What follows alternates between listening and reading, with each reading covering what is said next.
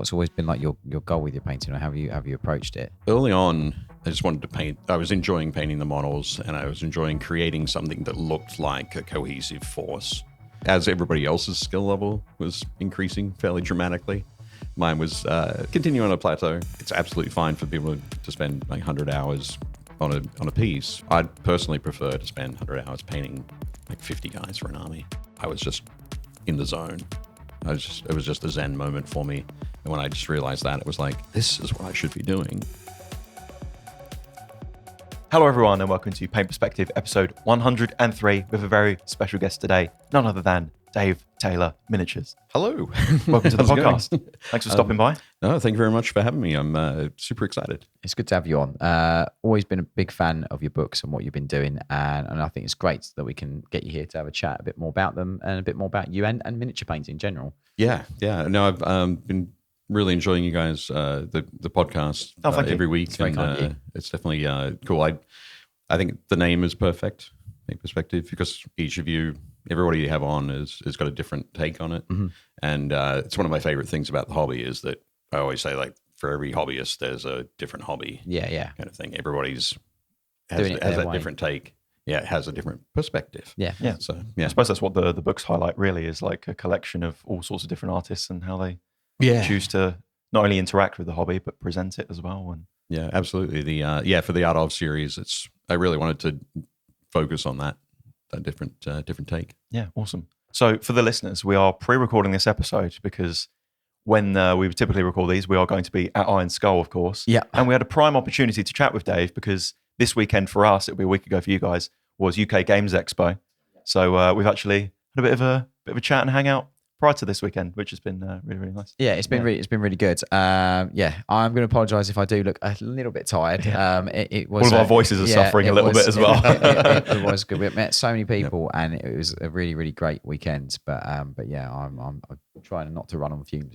So yeah. Yeah, you guys were working nonstop the whole yeah, show. it's pretty busy. Well, as were you, to be fair. How was the weekend for you? It was fantastic. Yeah, had a great time. Caught up with a lot of old friends.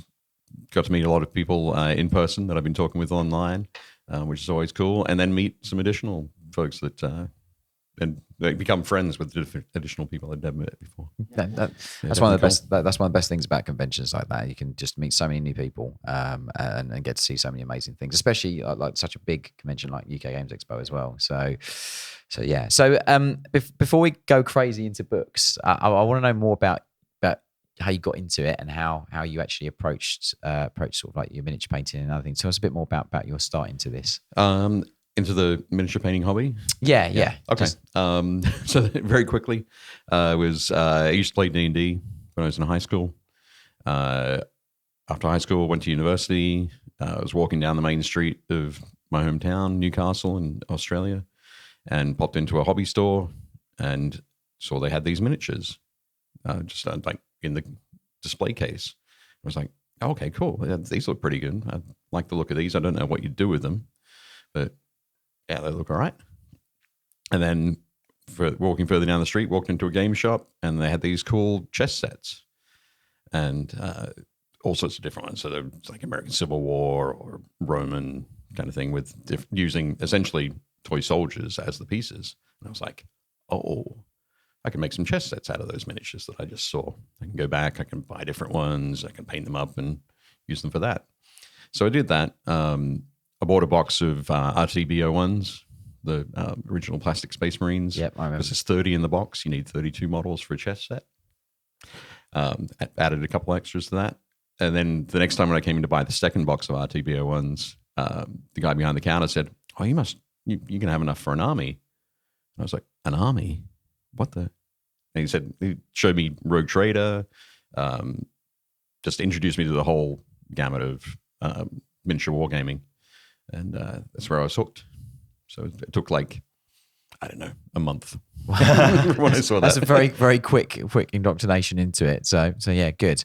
And like what for you, with your painting, obviously, as the years have progressed, like what's always been like your goal with your painting, or have you approached it? I think early on, it was probably, I just wanted to paint. I was enjoying painting the models and I was enjoying creating something that looked like a cohesive force.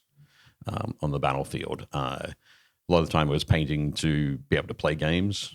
And then, so I was really enjoying hanging out with people and that kind of thing. Just hanging out, playing a game, having some fun, win, lose, didn't matter. But having painted miniatures for it was important. In those early years, I was probably one of the better painters in my area. So I didn't have a lot of people to learn from. So when I say early years, it's like the early 90s. We didn't have YouTube yet or anything like that. So you had to find somebody who was better than you and that sort of thing. So when a Games Workshop store opened up in that same hometown, I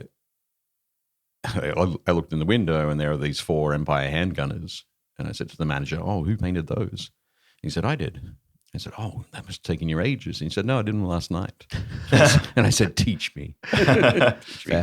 So he, over the next couple of weeks, he taught me a whole bunch of different techniques and approaches and that kind of thing. So really leveled up my painting. And then there was just that excitement of being able to create something that looked really cool and put it on the table and put your own spin on it. So that's kind of always been my approach. There have been a couple of times in my life where I've been like, oh, I can push my painting a little bit more, and maybe I can enter some painting competitions and win some trophies and that kind of thing. And I've won a few, but it was kind of as everybody else's skill level was increasing fairly dramatically. Mine was kind of continuing on a plateau, but it was a plateau I was very happy with. I decided, okay, yeah, that's enough. I've sort of I won't sort of stress myself to do that. If for me, like, it's absolutely fine for people to spend like 100 hours on a piece for a painting competition. I'd personally prefer to spend 100 hours painting like 50 guys for an army. Yeah. So even if I never, to be honest, even if I never end up playing with that army. That's just the point that I'm at the moment, is where I just really enjoy painting. From the sounds of it, though, you do a lot of like gaming and like hobbying kind of in general, right? Yeah. So I'm in our gaming group meets like every other Wednesday. That's my main gaming group. I've got another one with a different bunch of people. We play different sorts of games. The second group like play a lot of 40K or 30K, so I'll play with them sort of on occasion. And but it's a lot of it's just about the social aspect, really. Yeah, totally. Yeah. So were books? You obviously mentioned about your painting early on, the store manager stuff. So obviously we'll talk about obviously the books that you produce now in way more detail in a bit. But were books like White Dwarf and were obviously in the age of no internet, or not internet, but no YouTube and all these different things, were White Dwarf and like magazines and just in general other miniatures in any kind of magazine or physical format, was that another way that kind of like you learned? And is that kind of what, in a sort of segue kind of way, is that what kind of then got you interested in the book side of stuff? Definitely like box covers, White Dwarf magazine, looking at all the cool models and going, okay, I like that color scheme or I like that approach. I'm going to try and sort of work towards that.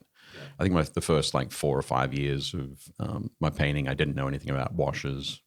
And so when I saw the first wash set and I got the Space Wolf set with it's like the sergeant who's got the really cool hair, just back with the power fist. And I used the washes on that model. And it was like, oh, this is amazing. This has unlocked another sort of channel. So,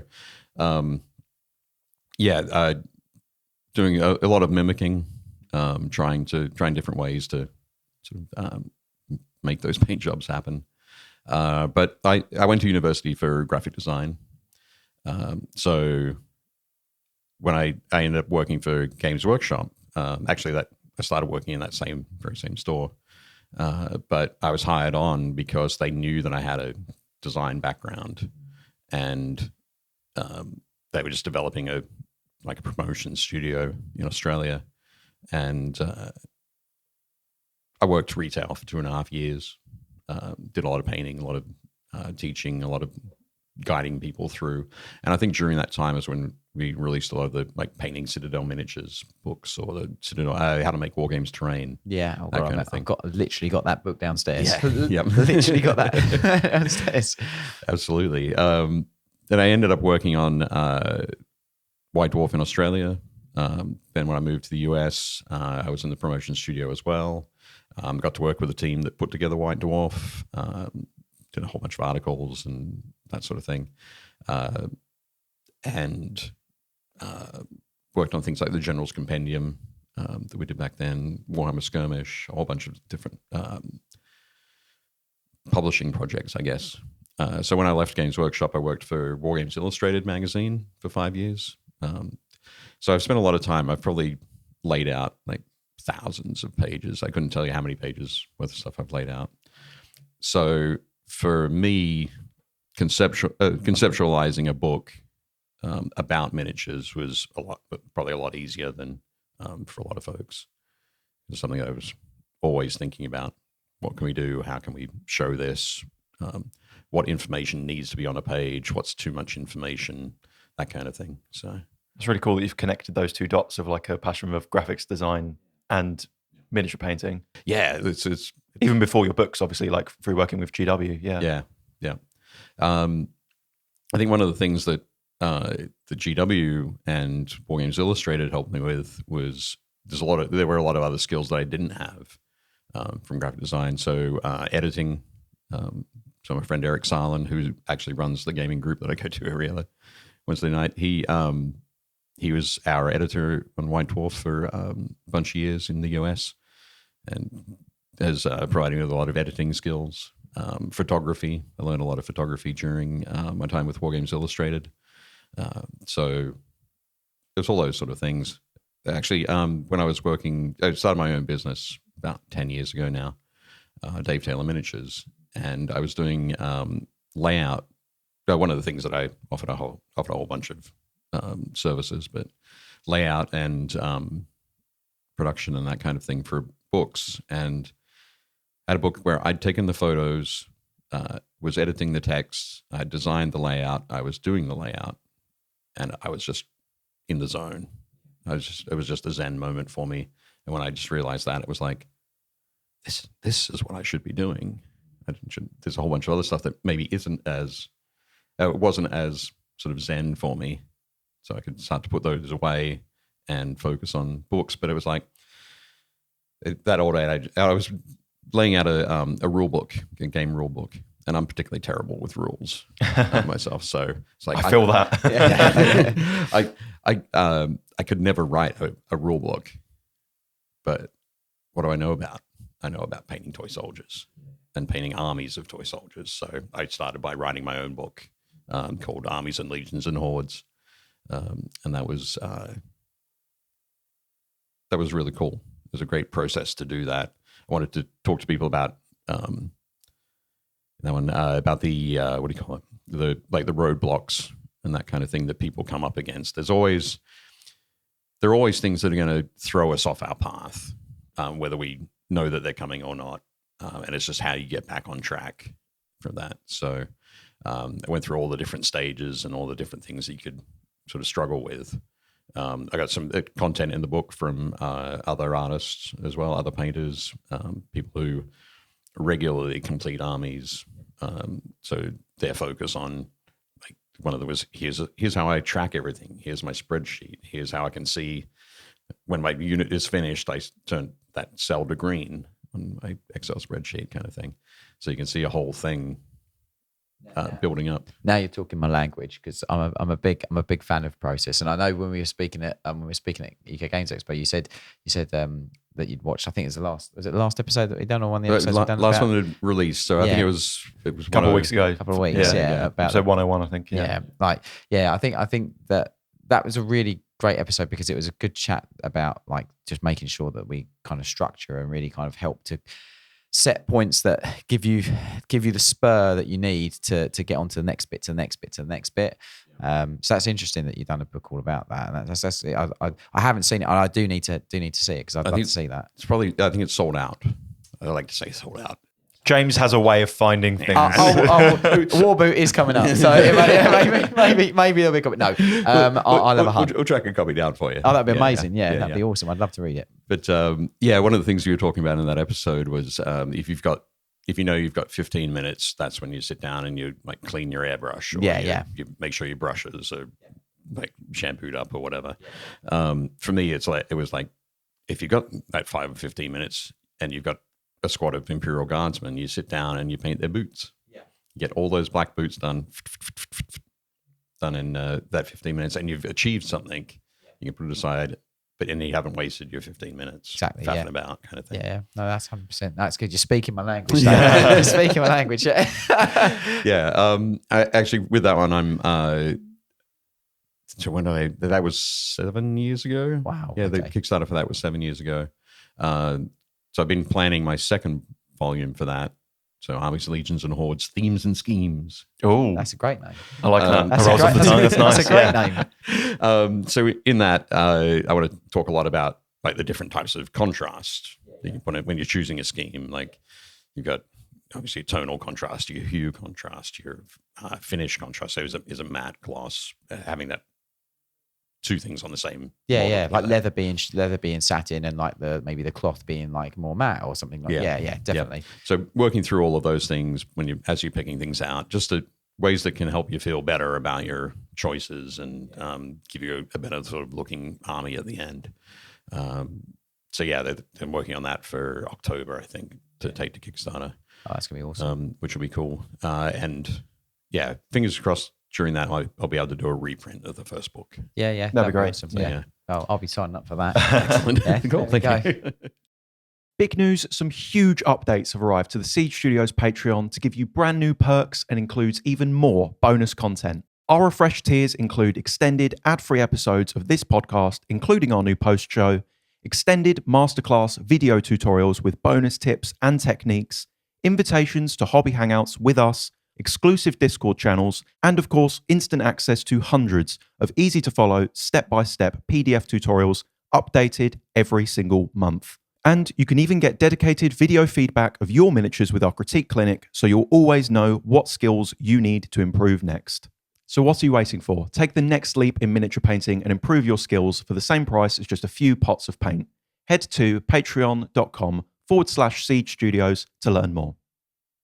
So one thing I wanted to ask then is, in a world of short attention span, social media, YouTube especially, because I think YouTube has kind of become the central hub of the hobby as a whole, I think, in the last 5 to 10 years especially. I mean, the listeners are likely watching this on YouTube. On YouTube, yeah.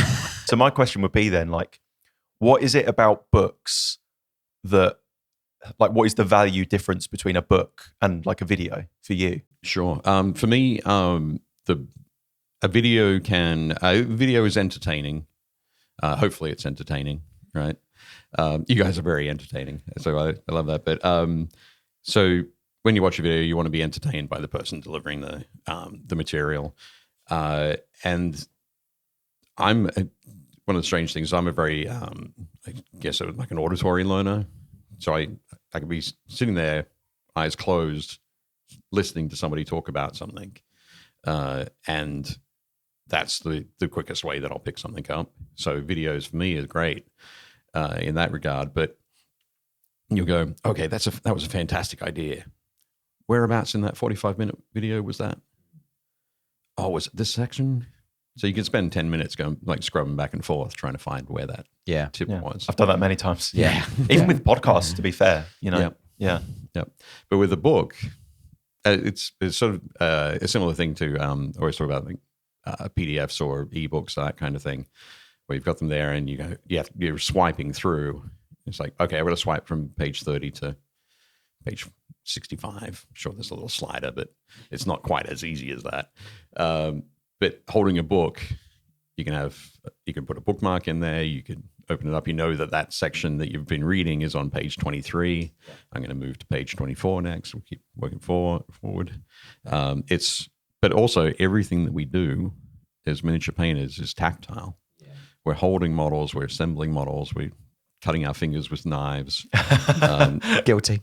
Yeah, we've all done it. We're using power tools. Yeah, I'm definitely. Well, guilty. some of us. Don't trigger him. Don't trigger him. Yeah. But we're very tactile and visual people as well. So there are those people who are going to learn things visually by looking at them. And we were talking before about looking at White Dwarf magazines and looking at box covers and that kind of thing. People are always going to want to. Everybody who's involved in this hobby is always going to want to hold something and leaf through it and manipulate it with their hands. Yeah, I agree. I think there's quite a big severance between the physical action of doing the hobby and also everything else that's digital. I think you're quite right in what you're saying.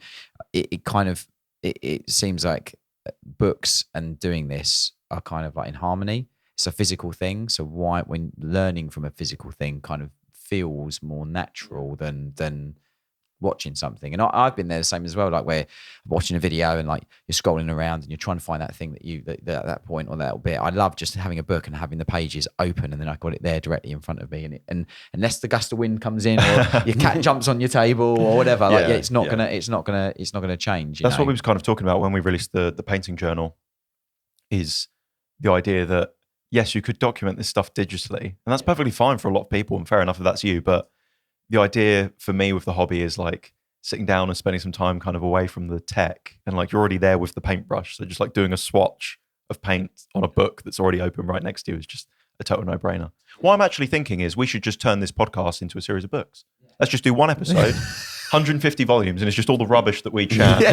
Just an absolute tome, 50,000 words. Yeah. I 100% agree with your points on sort of like that in the sense of learning. Like you get people that obviously learn visually, and like you said, you learn yourself through obviously listening to stuff. But it's really, really funny when you read a book, you're almost listening to yourself as you read it. Does that make sense?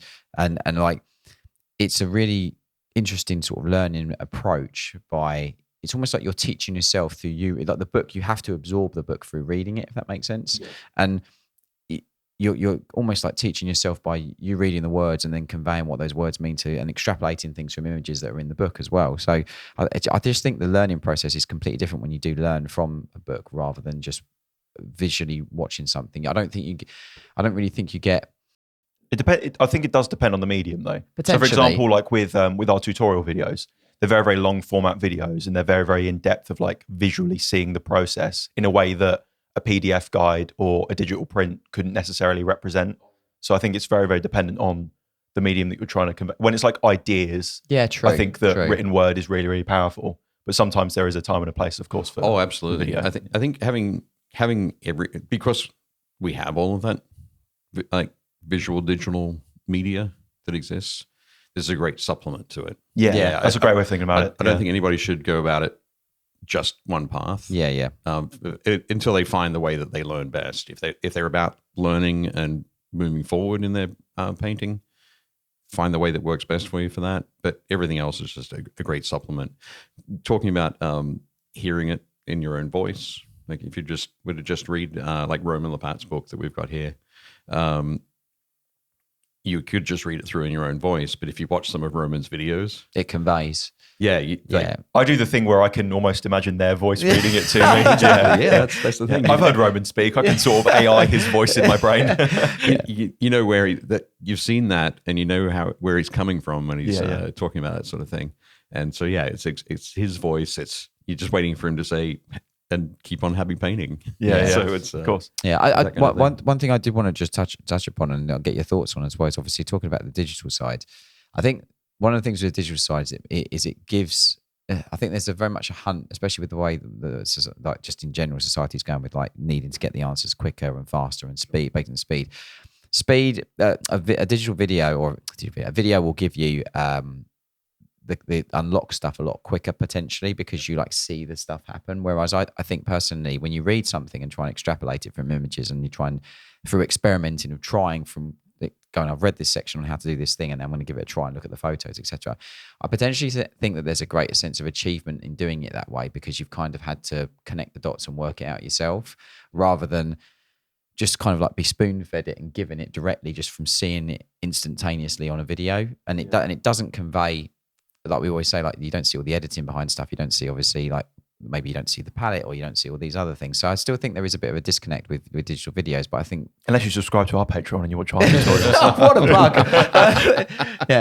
But I do think there is a little bit of a disconnect. And I one thing I've always loved, especially like in the early days, and I don't know if it's a book that maybe you worked on, Dave, so you have to correct me if I'm wrong, but one of my favorite books and one of the books that really made the biggest change to my painting was the Heavy Metal Masterclass book. Okay. Yeah, I didn't work on that. I don't know if you had or not, but from that, I really thought I'd found like the holy grail of books, just because it really kind of like, I'd always looked at the White Dwarf articles. I'd always looked, and it was only when they started doing like the White Dwarf Heavy Metal articles, and that's what that book is an amalgamation of.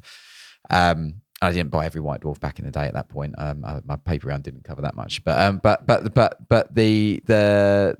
thought that book made a massive change, and that's where I think that's one of the books for painting that made me fall in love with learning from books and reading books and trying to extrapolate stuff from it. But I think videos potentially take away that a little bit of the sweetness, which is learning it for yourself, if you follow me. I like the word that you used before, though, which was supplement. It's like you don't have to live in this world of like one or the other. You can have both, and they can both do different things for you. Yeah, exactly. I think there's a couple of things that I think that's brought up for me is in a lot of there was a period in White Dwarf where the heavy metal articles were we always used to joke about it, where it was like step 1, step 2, step 3, heavy metal. And it's like, heavy metal's not a step. It's a result. There are 17 more steps in there. It was okay, I can get to this point, but I have no idea how to get to this point. You're right. The Heavy Metal Masterclass, though, explained a lot more of the perhaps what we'd refer to as advanced techniques, and gave you a better feel for how glazing might work, for example. And when it's able to do something like that, it is very cool.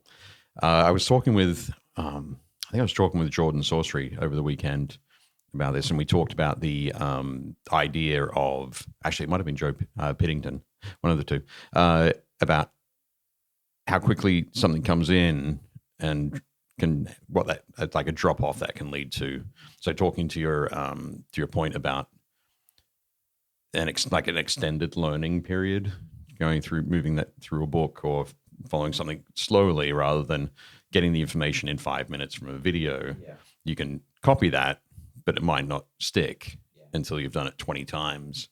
But information coming slowly through a book has a longer tail to it. Yeah. So that's really interesting. It's something that builds longer. I think the example that we're using at one point was talking about like AI art versus books. Books took a long time to come into society to be available and used by everybody. And even though we have videos, we've got Kindles and ebooks and all that sort of thing, print is still a thing, and it's still a big thing. Do you think it's because we value something physical way more? Just interest in general, like having something physical rather than something that's just is there and it can be gone within a minute or two. I think that's part of it. Yeah, for sure. And certainly, I know that there are folks out there who are miniature painters who have all of their media is all digital. So all of their copies of my books, all of copies of other books, they listen to audio books. For them, the value is in the concepts. For other people, the value is the concept and the physical thing they can keep returning to. There's a comfort thing that we have with holding a physical product, a physical item that we value. Yeah. What if I told you can easily take your miniature bases to the next level? Well, now you can with the new basing products from Siege Scenics. Siege Scenics is dedicated to helping you create immersive and realistic environments for your miniatures that feel alive and dynamic, whether you're setting the stage for an epic tabletop battle or telling a rich, unfolding story with your competition display. From the warm hues of autumn to the crisp frost of winter, Siege Scenics has you covered with expertly crafted products that capture the ever-changing beauty of nature and bring it straight to your miniatures. To see the full collection and place your order now, head to siegescenics.co.uk or check the link in this episode's description. One of the things that the other thing as well with that I'm very happy about with the books, with the Art of series, for example, is that all of these artists have Instagram accounts. Yeah. And they're all posting pictures of their works in progress. They're posting pictures of their finished pieces, their trips to contrast painting competition or Iron Skull or UK Games Expo, where they happen to be going. But it's always, here's something I've just finished, or here's a piece that I was excited about, or my friend sculpted this, so I painted up the box art for it. But you don't know why they're a painter, what got them into miniatures, why they're as passionate as they are. You can see that passion on their Instagram or their YouTube channel or whatever it happens to be, but it's not stopping to discuss, okay, here's what inspires me. Here's what I look to. And one fantastic example I always give is Katarzyna Gorska. She grew up in a house full of artists, and so she was destined to be an artist. But she passionately loves some fantastic European artists, and she also was heavily moved by a trip to Norway when she was in her 20s. And you see those images, the photos that she took then, and images from the artist, and you put those two things together along with her sensibilities, and you get the work that she creates. You can see that through line. So being able to present that in that longer format, it's something you could probably get by talking to somebody for 8 hours, maybe. It might take you that long to wheedle everything out, but having the artists sit down and write the things that are important to them, the passions, the inspirations for them, is something that I think is super valuable. And it sits alongside that. I don't want them to do an 8-hour video about what inspired them, because nobody would watch all 8 hours. Or they'd be skipping. Like, that's the other thing. People skip through videos just to get the hit points. It's funny how even with a podcast like ours, at an hour and a half, I can see on like the YouTube analytics, like the spikes in like viewership where people are jumping ahead to different parts of the conversation. Yeah. So it's a wild thing, but books can do that for you as well. So it's that you get absorbed into the that background, that understanding. I'm a guy who likes to know how the sausage is made.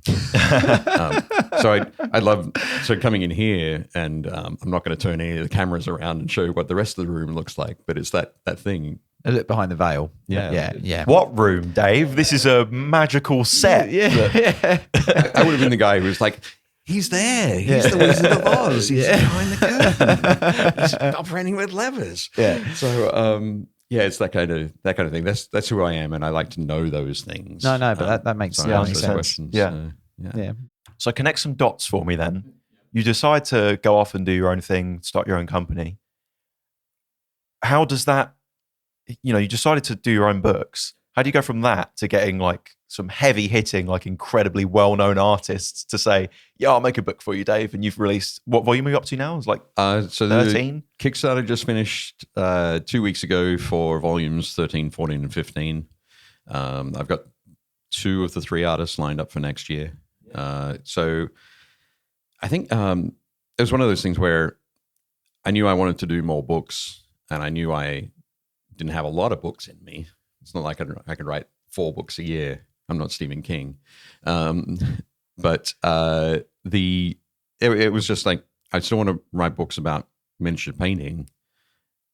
Let me talk to some of my friends or people that I've met online, that I've been following, chatting with, asking questions like, how did you do that? That looks fantastic. Or just being super supportive of everything that they do. So that was the thing. I was like, I wanted to have, you guys are familiar with Osprey, Osprey Publishing? Yeah. So they do a lot of fantastic series, fantastic series of historical books about all sorts of things. It could be about a battle. It could be about a campaign. It could be about a particular soldier or a tank or uniforms or whatever. So I wanted to create a library of books that could also be seen as like that kind of thing, but it was all miniature painters. And if you wanted to have being sort of inspired more by object source lighting, that in the future you could go to the volume by El Miniaturista or go back to the OG of Victoria Lamb and buy those books and have a look and find out either how they did it or why, but more importantly, why they did it or what sort of thing they wanted to use it to bring to their art. That was my idea. And I was like, okay, if I do 3 books a year, that's a good number. It feels like I can achieve all the layout, the editing, also the editing in working directly with the artist and helping them through. Because just like me with my first book, I'd never written a book. And so I think Roman is the only one that had written a book before. Everybody is new to writing a book, so it's helping them through those stages and talking about a lot of them are like, oh, nobody wants to know about that. Nobody wants to hear about that. I'm like, yes, they do. I do. So let's start at that point. So helping them, guiding them through that has been a lot of fun. So yeah, three books a year. And I thought if I can do that for the next 30 years of my life, that's a huge library that we can build of that fantastic information and escapism, really. That we can that is going to be there for miniature painters for however long we can sit around and read books. Well, you said you like to know how the sausage is made. Yeah. I also like to know how the sausage is made. Can you walk us through, like, I'm sure it's quite different for each artist, but can you walk us through like that process? Because I'm not familiar with really how to make a book. I'm sure a lot of the listeners aren't either. And I'm sure a lot of the artists have different approaches. So what does that sort of look like in terms of like planning what it's going to be about and putting it all together and corresponding with them? Yeah. So usually I start talking to artists about probably about 6 months before the Kickstarter. I usually run a Kickstarter in April, May each year for them. And starting to talk about it about 6 months beforehand, inviting them to be part of the project, talking about what the book could be about. Some folks it might be incredibly obvious. Some others are might be a little bit more obscure as to how they want to tackle it. But I really, I start talking to the artists then about what their book could contain. I might throw out some suggestions like, I really love this part of your work, or I really love this aspect of your work. I want to learn more about your background. Like, how did you get started in art? Are you a professional artist? That kind of thing. So we get into those conversations. We start to move through things that we could do. I have certainly, and this is sort of a carryover from the first one where it was like, I don't know how this is going to go, so I won't get you to write anything until after we fund the Kickstarter. Because if we didn't fund the Kickstarter, I don't want to be wasting any of your time, kind of thing. But since then, we're at a point now where each of our Kickstarters we know is going to fund, so we can have our artists start working a little bit earlier. Then just go through that process of writing, sending sections of the book through to me so I can take a look at it. English is not the first language of a lot of the artists that I've worked with, but they all speak and write English incredibly well, much better than they feel that they do. But I'll just go through and there might be some slight tweaks, some slight edits. There might be things where there might be something that I pick up on in there. It's like, okay, we need to expand this. We need to add to this. Can you give me another page of information about this? We might then present that as a double-page spread, which sort of sticks out separately from the book as you're going through. It looks different in the book. So that's how sort of the writing process and the writing and like over-editing process goes. The artists will take the photos of their pieces, or they might already have a whole bunch of photography they've done. They'll send that through. I'll start on like rough layouts, get an idea of how many pages we're working with for each section. Usually the books run around 112 pages, thereabouts. I think something we might have mentioned yesterday in our conversation in the car, was printing. With printing, each section in a book. If you look at a hardback book and you turn it on its end, so you're looking at the bottom or the top of the book, you'll see that there are little like gatherings of pages. Each of those is 16 pages long, and it's called a signature in printing terms. So books always end up being a certain number of pages because it's going to be multiples of 16. They can make an 8-page signature as well, so it might be somewhere in there. So when I say 112 pages, I'm not being random. That's sort of a very specific number. So I think that's 7 signatures or something like that.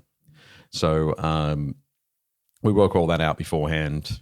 And as we're going through, when we start to sort of fill the book, it could be like, okay, well, now it's 6 months later, you're doing something additional with your art. You're doing trying something else. Let's make sure we put that in, and that's going to be the latest thing you're doing. So might be at the end of the book. We have all those sort of aspects to it as we're going through. Some artists, like Sam Lenz, was volume 11. His approach to his painting is he's always experimenting. So everything is taking all the information that has already, but trying something new with each piece, something a little bit different. So when you look at his book, all of his photos are taken at that particular time that he was working on it, so they're all, everything looks a little bit different. There's a little bit of different lighting. There's different backgrounds, that kind of thing. Joshua Lai has all of his pieces that he painted.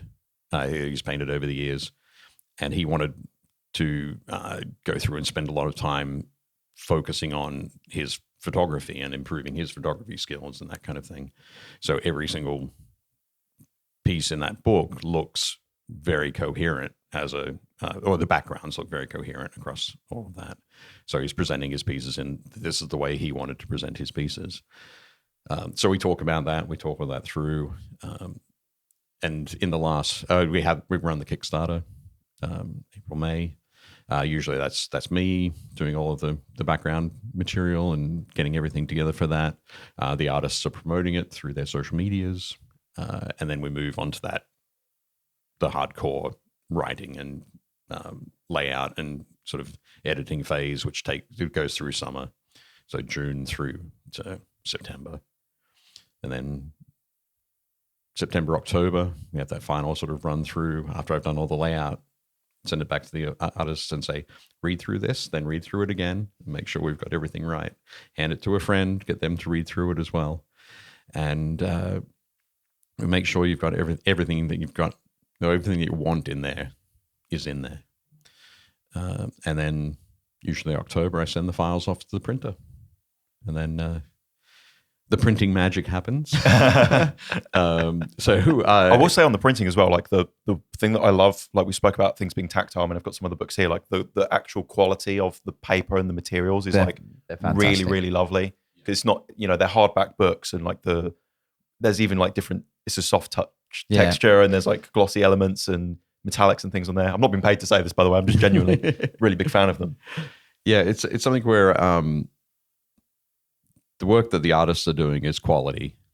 And so to have something that wasn't quality represent them is, I would feel really bad about that.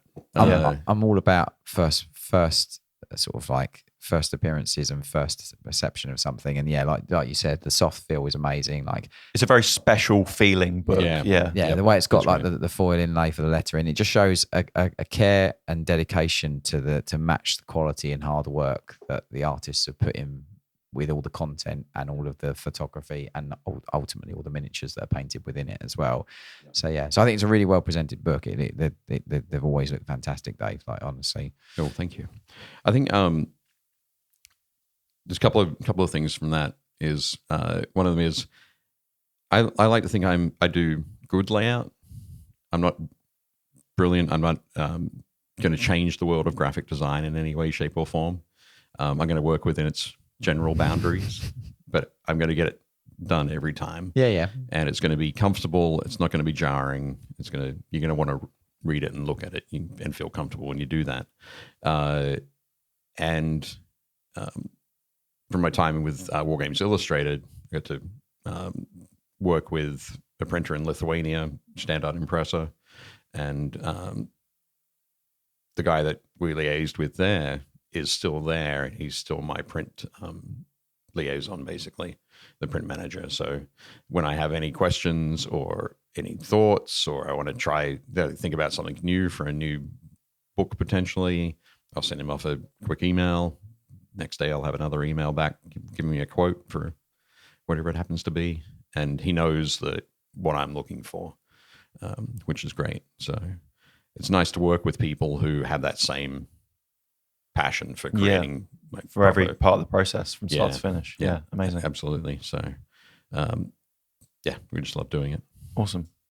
If you want to improve your painting, contorting yourself under a small, repurposed lamp from around the house, giving yourself a backache and straining your eyes just isn't going to cut it. That's why one of the biggest upgrades I've ever made to my painting setup was my Onyx painting lamp from Native Lighting.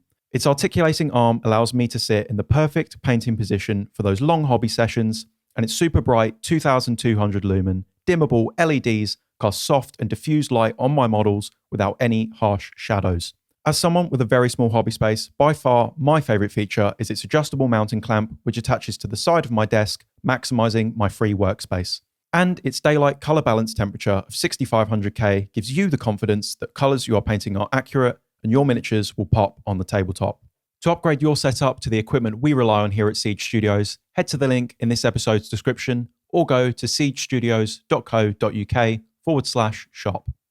So you've worked with an insane collection of artists already so far. Yep.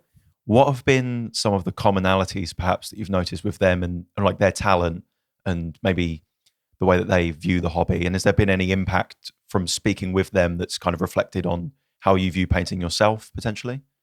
I would say there isn't a lot of commonality. Really? Yeah. It's been, and it has been surprising for me as well. Yeah. I thought that some folks would be, that I'd be getting similar answers to some of my questions that I'd ask them. But no, everyone's been kind of different. Got people who've come from, as I mentioned, like Katarzyna, from artistic families, Matt DiPietro as well. His mom is an artist. A couple other folks like that. Then there are people who have studied art at school, and there are people who have not studied art at school. Didn't come to miniature painting until later in their life. Christoph Kyle is a blacksmith. Yet his incredible work on creating awesome kit bashes, where he doesn't use putty to sort of fill in the gaps, kind of thing. Everything's carved down to exactly the right sort of point. Working in 28 millimeter plastic compared to working with like 20 meter tall sculptures that the studio that he's a part of sort of puts out. I'd argue it's amazing. I'd argue that metalwork and blacksmithing is an art in itself. Oh, absolutely. Same as carpentry, same as knitting. And knitting is an art as well. Like, you know, all these anything creative like that. And lots of things that you don't think of as being creative have a creative element oftentimes. Well, as well. I mean, I learned when I recruited in mechanical and electrical engineering, I went to sites and I saw electricians and plumbers that done the most amazing circuitry or the most amazing kind of like pipe work, and it's like pristine, it's all well executed, and like I think art is this really. I think people see art just as maybe. When you think of art, you think of stuff that's in galleries and you think of stuff like that. But like in reality, like art is this overlaying thing that, and it's getting pretty deep now, but like art is this overlaying thing which extends across a whole massive array of different areas of things that you wouldn't instantly go, oh, that's art. Yep. You know, I think it's there was something, I think I might have mentioned it to you yesterday as well. But the concept of art. The way that I've been thinking about it now for a few years is it's something that evokes an emotional response, be it painting or super clean pipe work. It's that kind of thing. Different people are going to respond to it in different ways. Sometimes it's deliberate art, and sometimes it's accidental art. So the person who put that in maybe wasn't expecting somebody to go, this is sublime. But when somebody does, that becomes art, kind of thing. So, I find that, it is really exciting that it's about that creativity. If you have that creativity, that opportunity, that outlet for creativity, is kind of, I guess that's the commonality. Everybody's looking to create something. So all of these artists have been very much focused on the things that they create. Yeah. And they're creating them, even if they're just creating them to make themselves happy, is fantastic. So in terms of the impact on yourself then, because obviously you're an esteemed hobbyist yourself, you game and everything. Yeah. Have you noticed a change in the way that you approach things kind of after doing so many of these? I think there are times when I'll learn something and I'll go, ooh, I need to remember that. Or what's a project that I could put that into? That kind of idea. How could I express that sort of thing? I've painted so many 28 millimeter miniatures for armies. Like I think at the moment it's like over 12,000. Maybe not quite as many as you guys, but certainly nowhere near as many as Siege does. But we're not one person. That's the thing. But that's over like 35 years of painting.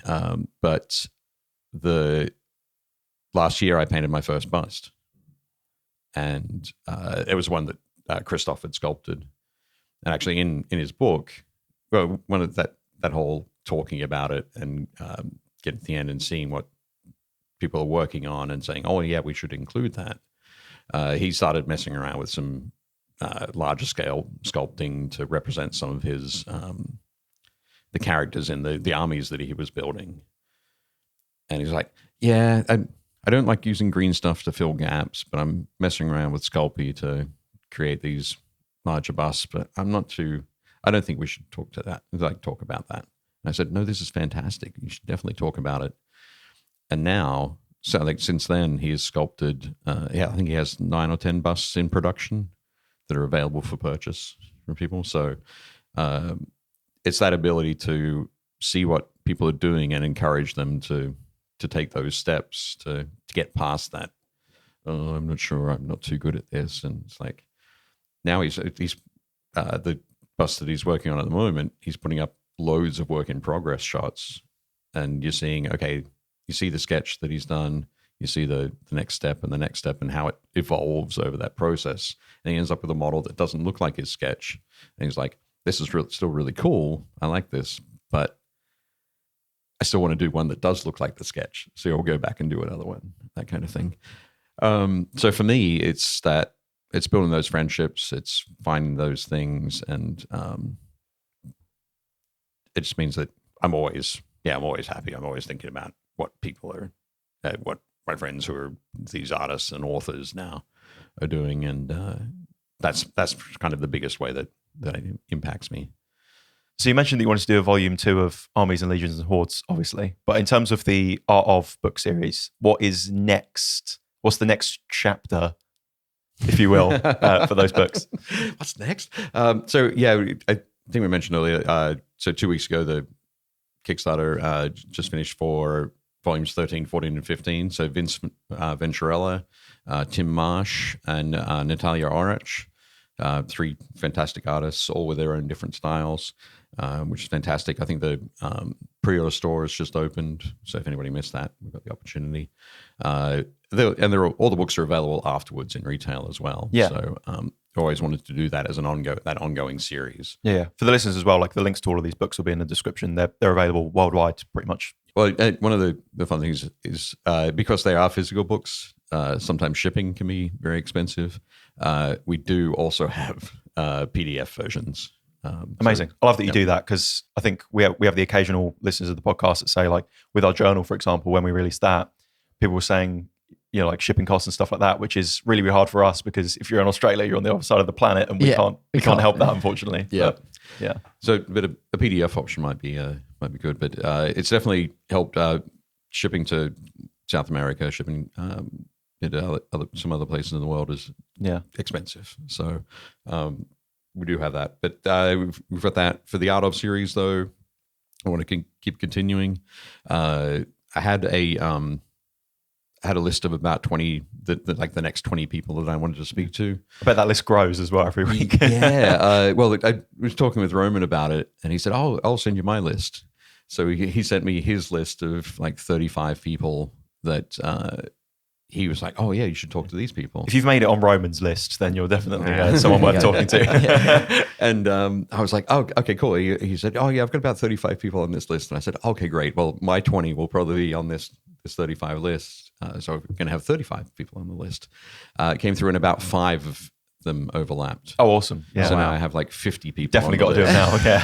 And yeah, I can't stop it. Yeah, that's the next couple of years sorted. Yeah, that's the next couple of decades sorted. The thing is, as well, is like for every one that you release, there's like new people coming along. Exactly. Like, especially with how the eye-opening thing for me actually at UK Games Expo was I've been so used to being like the young kid in the hobby for so long, and obviously I'm getting older now, and there's like new people coming in replacing me, and I'm chatting to people and they're like 17 and they're painting this amazing stuff, and I'm like, the next generation is already spawning in, I think. Yeah, I think that's one of the humbling things. I won't go into too much on it, but we had someone come to the stand that was very, very young, came with like their parent, and it was really incredible to see a parent pushing their child and really encouraging and putting the kind of like the fuel in them to push their painting, which I think was great. to take to fuel their passion. Yeah, 100%. And give them the opportunities to express it, which is that's awesome. Yeah, that's the key thing.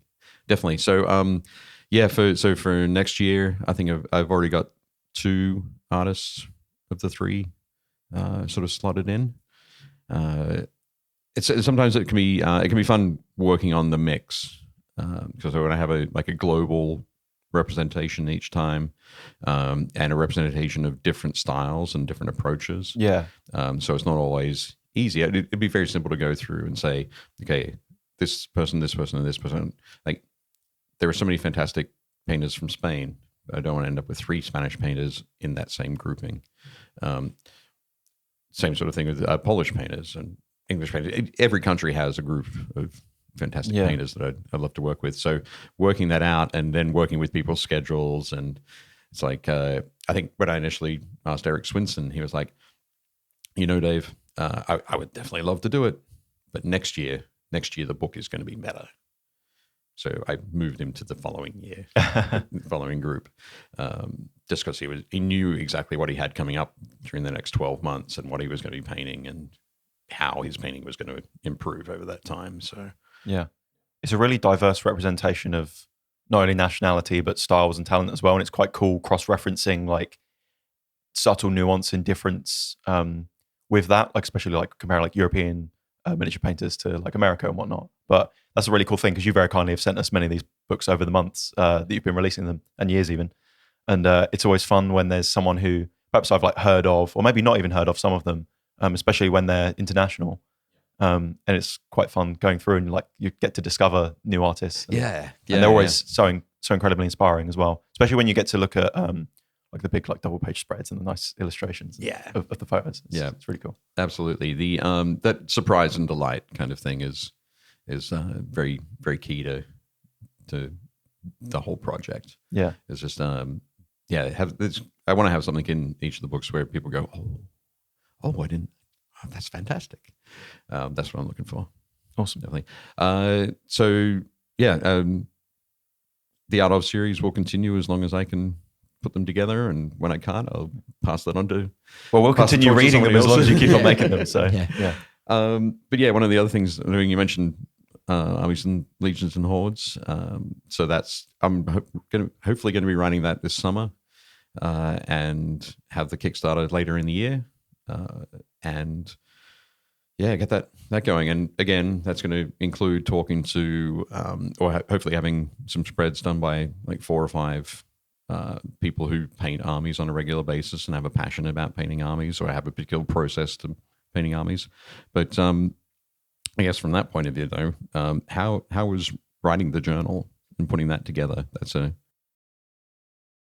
as a tool. I do not have the background of your caliber writing for magazines and writing for. I literally went. I want to do something that's going to be a tool to help painters to catalogue their painting, to help with their memory and all the things that we covered, obviously on the previous episode. But it's really eye-opening as a process, being honest. I think it was surprising to everyone how much work goes in. I mean, it's given us a new appreciation for books like this, which have so much information in them. To write a book that is largely blank and just interpretive for the hobbyists to fill in themselves. Even just putting that together was a task. Yeah, for sure. I think one of the biggest thing I think with that was making the work pages, because obviously you've got some pages in there that are literally just for like some pictures and some other examples and some text or whatever. But the work pages being on a thicker GSM that paint could be adhered to, so it doesn't peel off like on sort of like satin pages and all that kind of stuff, and also being paper that takes paint really well. I think the biggest and the thing that was like a backward and forward was just purely getting the pages in a way that they give some form of structure, but they don't tarnish or diminish the user function or the creativity that person can use. And that was the really difficult balance to try and get right. You don't want to be too prescriptive. Yeah, exactly. Yeah. It's not, this is how you paint an army. Yeah, It exactly. is, here's something that can help you gather your ideas and keep them together, keep your train of thought on track. Definitely. The project planning pages should be as fluid as possible with some, but so you can fill out the bits for however you want. The thing that I am most passionate about in that book is actually the paint library. Right. That for me is the thing that I really wanted to have the best function possible, like documenting that when you're making mixes, or if you want to learn your paints or learn your colors or group them together or all those kind of things. That was the thing for me that in the journal was actually the most important thing. Yeah. Respect to you though, James. You absolutely nailed it, because we got a chance to get some hands-on time with people that came to our stand at UK Games Expo, and it was really cool to show them the journal. And people had so many different parts of it that they liked the look and the sound of.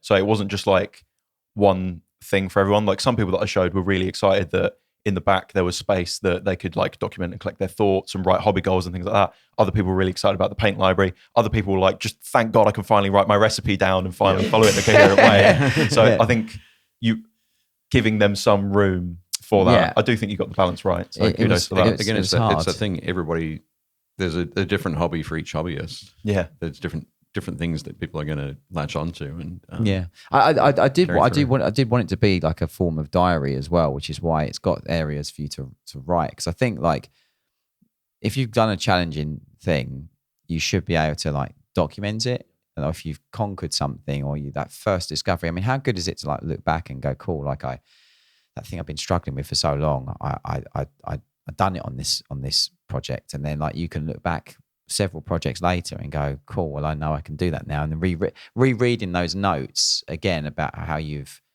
challenged yourself or things you struggled with or things that you've overcome, and then rereading that when you next have a blip of confidence or like you're unsure that you're able to do something, to be able to look back and then go, yeah, I can do it, or I've done it.